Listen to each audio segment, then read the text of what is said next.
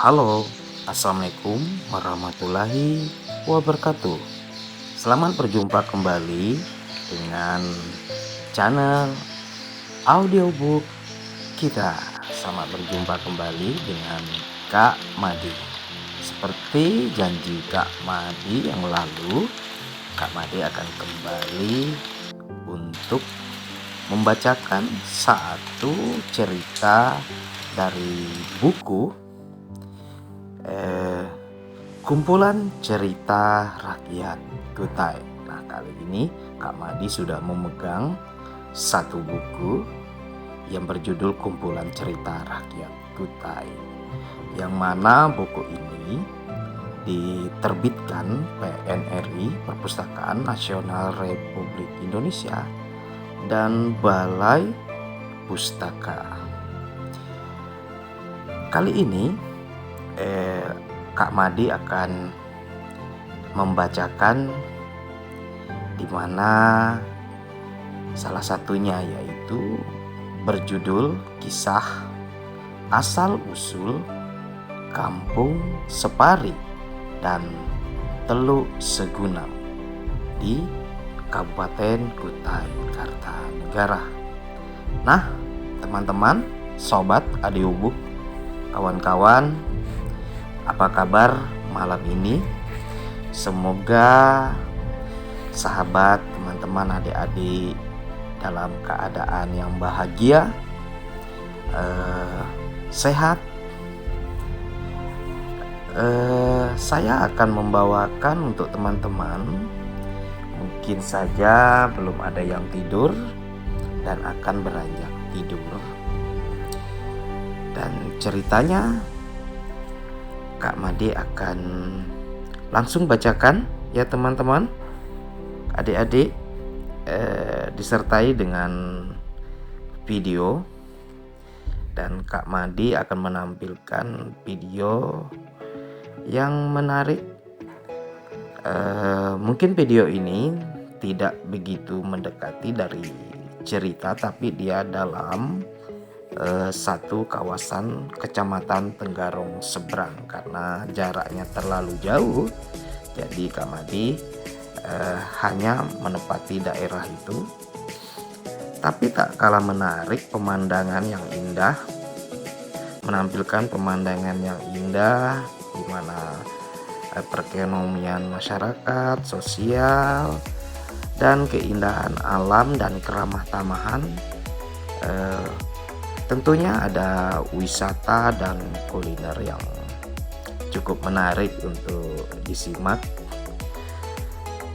Sebelumnya semoga saja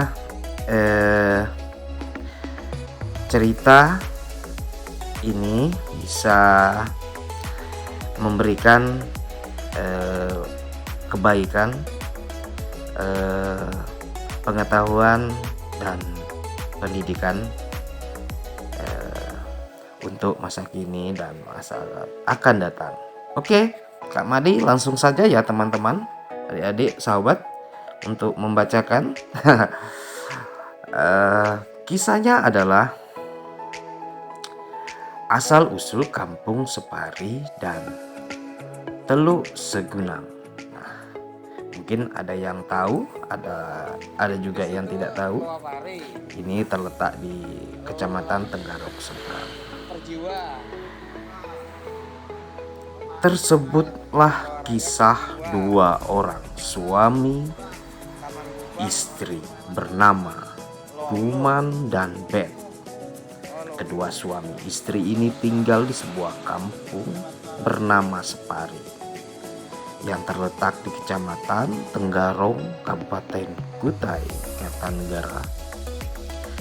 Kehidupan suami istri Guman dan Ben selain dari mengerjakan rumah dan kebun, juga melakukan kerja sambilan berburu binatang dan memancing jukut. Nah, jukut ini bahasa Kutai yaitu ikan di sungai.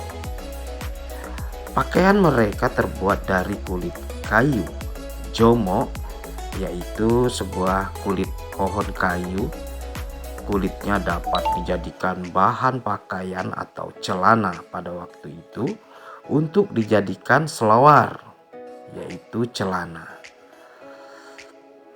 Seperti biasa dilakukan selama bertahun-tahun, Huma dan pulang saat senja hari. Rupanya sayangnya telah memberikan mereka rezeki. Karena Huma, tahun mereka menghasilkan padi yang cukup banyak. Demikian pula dengan para tetangga Ben sekampung. Teramat senang dan sukacita penduduk benua. Sudah menjadi adat tradisi kebiasaan penduduk benua setiap tahun mengadakan erau. Tahunan, upacara, pesta adat. Nah ini sobat, sebagian tanda terima kasih mereka terhadap Sang yang telah memberikan penduduk benua rezeki.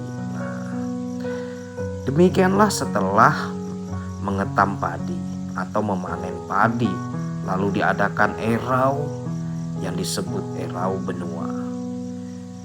Seberapa besar ongkos biaya yang diperlukan tidak menjadi soal bagi mereka, karena setiap kepala keluarga sekampung saling bergotong royong. Mereka mengumpulkan berbagai macam barang dan hewan berupa beras, sayuran, ayam, babi, dan barang-barang yang lain. Demikian terselenggaranya erau benua. Bagi mereka yang penting adalah erau berjalan lancar dan mereka dapat bersenang-senang. Ada tradisi erau diselenggarakan pada malam hari. Selama 15 malam. Pada kesempatan itulah seluruh penduduk, para istri dan suami, para gadis dan bujang, para janda dan duda berkesempatan mencari pasangan dan menentukan jodoh mereka, menentukan pilihan hidup untuk masa depan mereka. Akan tetapi tidak demikian dengan si Gunam.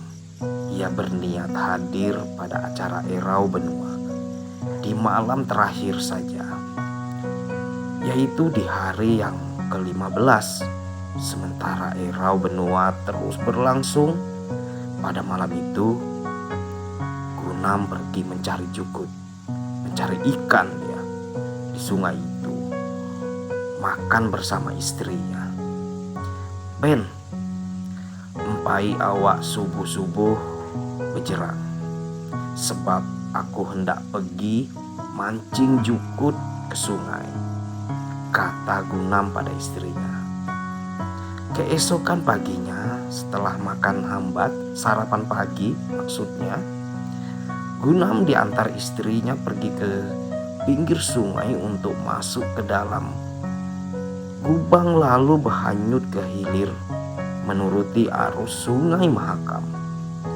Gunam mulai melempar dan melabuh pantaunya, pancing yang memakai pelampung gabus. Nah ini pancing yang dipanjang memantau bunyinya. Beberapa buah dengan sabar Gunam mengawasi pantauannya sambil berdoa dan berharap agar pantauannya dimakan ikan. Meskipun sudah setengah hari Gunam mengawasi pantauannya, tetapi mandi tidak ada seekor ikan yang mau memakan umpan pancingnya. Sial benar. Awak hari ini tak seekor jukut yang mau mematok umpanku, bunyi Gunam. Kata Gunam mengerutu sendiri. Akan tetapi ia tetap bersabar dan terus berdoa kepada Sang Hyang agar diberikan rezeki untuk makan bersama istrinya. Benar kata pepatah, mujur tak dapat diraih, Malang tak dapat ditolak karena tiba-tiba pancingnya dimakan jukut pari. Alangkah senang hatinya. Ia pun segera membawa pulang ikan hasil pancingannya. Leh, buntut pari, ini potok baik-baik dan awak selesaikan. Dengan buntut pari ini, kendia pada malam penghabisan erau akan kupepalkan pada gendang, kata Gunam pada istrinya. Yang diam saja hanya mengangguk-ngangguk kepalanya. Kanda, tidak cukupkah dengan tangan dan jari-jarimu saja memukul gendang itu? Memukul gendang maksudnya, tanya istrinya. Ben dengan tiba-tiba, mandi. Ndik Ben, pada malam penghabisan itu etam kita harus habis-habisan, puas-puaskan. Sampai semalaman suntuk pun jadi, jawab Gunam meyakinkan. Nah sahabat, teman-teman, demikianlah hari-hari yang dinantikan pun sampai pada waktunya. Malam penghabisan penyelenggaraan Erau Benua yang dinanti-nantikan seluruh rakyat negeri pun tiba. Malam ke-15 sebagai malam penghabisan Erau Benua itu diadakan di atas telapak yang di kapasitas luasnya di penampungan rakyat seluruh negeri. Wah, luas benih. Nampak hadir pasang-pasangan suami istri, anak-anak, gadis dan bujang, sesampai anak cucu juga. Nah, ada yang berpakaian jomo, ada yang telanjang bulat. Wah, semua asik dengan lakonnya sendiri-sendiri. Ada yang minum tua, ada pula yang makan daging panggang dengan lahapnya. Namun satu sama lain tidaklah saling mengganggu, masing-masing bebas memenuhi kemudahan hendaknya sendiri.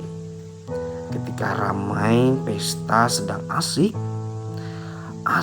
berlangsung di tengah malam buta itu, maka tanpa setahu orang lain Guna mencoba dengan ekor jukut parinya memepal atau menggendang. Baru berapa kali ekor jukut pari itu dipepalkan, digendangkan, serta merta keadaan malam yang kelam jadi berubah. Dengan tiba-tiba datanglah kilat memancarkan cahaya terang, disertai bunyi petir sambung menyambung. Orang-orang yang menyaksikan menjadi sangat ngeri dan teramat ketakutan. Berapa orang yang ada berkata, "Nah, kita semua disumpahi dan dikutuk Sang Hyang. Ini akibat memukul gendang dengan ekor jukut pari. Macam-macam aja polahannya. Etam segalanya kena jua balanya." Nah, pancaran kilat dan bunyi petir yang tidak berhenti-hentinya itu hampir saja menyambar tubuh Gunam. Ia berlari terus, berlari mengikuti jalan yang berkelok-kelok. Akhirnya sampailah pada sebuah haur kuning, bambu kuning yang dimaksud, yang ada di pinggir sungai. Karena latih ia berhenti untuk melepaskan lelah. Sementara itu ia jadi teringat bahwa di dalam bambu bulu rokok anannya, tempat rokok terbuat dari bambu yang tergantung di pinggangnya, terdapat batu penetek leban. Maksudnya itu adalah korek. Segera diambilnya batu tersebut lalu digosokkannya pada purun haor bambu sehingga muncullah api. Karena itu kilat dan petir jadi berhenti mengejar dirinya. Gunam pun terhindar dari bahaya yang mengancam jiwanya itu. Menurut cerita, jalan bekas Gunam berlari saat dikejar cahaya petir dan kilat di kampung Separi. Sampai sekarang masih terdapat tumpukan batu panjang berkilo-kilo. Sedangkan masyarakat negeri yang ada di arena telapak Erau Benua semuanya menjadi batu karena terkena kutukan Sang Hyang.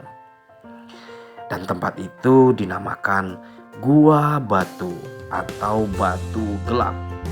Di dalam gua batu tersebut terdapat baroh atau cekungan danau kecil yang dihuni oleh jukut atau ikan baung berwarna kuning sebesar lengan manusia atau tangan manusia. Sedangkan orang-orang yang telah dikutuk Sang Hyang menjadi batu, bentuknya ada yang tampak sedang menyusui anaknya, berjerang atau memasak, dan ada juga yang tubuh telanjang bulat tanpa pakaian. Demikian cerita legenda rakyat Kutai yang sekarang ini hampir punah dan sudah banyak dilupakan, menceritakan asal terjadi kampung Separi yang berasal dari seekor ikan pari dan teluk Segunam yang berasal dari nama Si Gunam.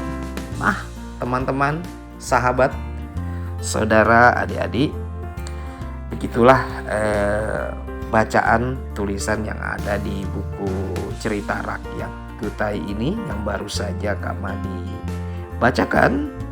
Semoga teman-teman, sahabat, saudara yang di rumah maupun dimanapun berada terhibur, ataupun yang lagi tiduran saking asiknya mendengar dari cerita suara Kak Madi lalu tertidur.